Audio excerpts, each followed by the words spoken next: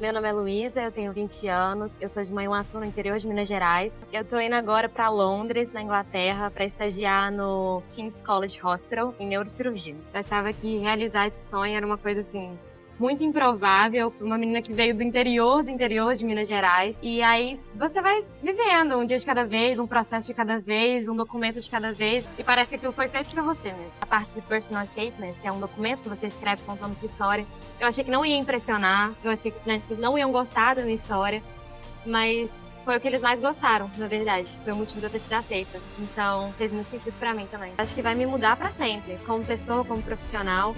Ter a oportunidade de acompanhar os melhores médicos do mundo, no hospital que é o melhor do mundo, pra muitos, é fenomenal, é incrível.